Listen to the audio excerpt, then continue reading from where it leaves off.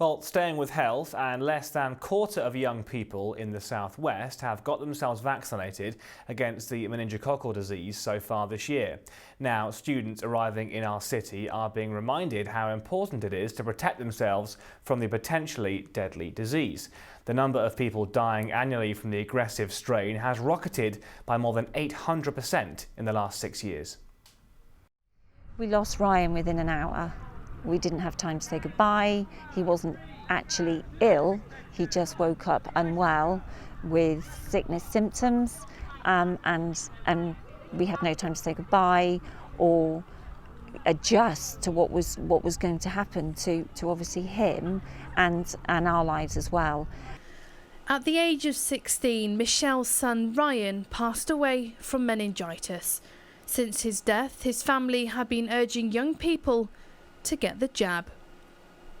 We were very confused actually when we lost Ryan.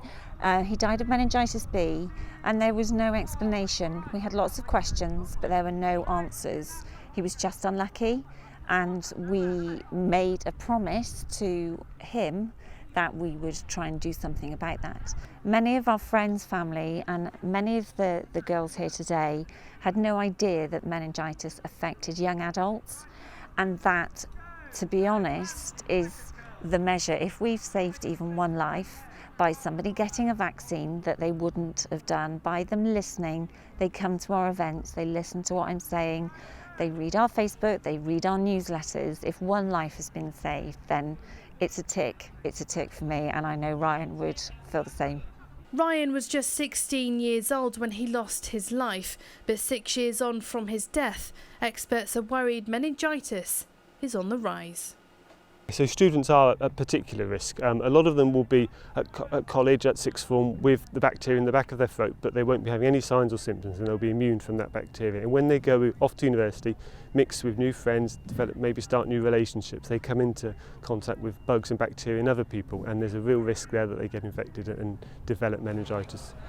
By the end of August, 22% of 18-year-olds leaving school had been vaccinated across the southwest. But it's students heading to uni who are at high risk. The awareness has to be increased. And what I would say to anybody going to uni, or parents listening to this with their children going to uni, have it done before you go if you can. Because we all know there's so many amazing distractions at university. During Freshers' Week, they're not going to have it done.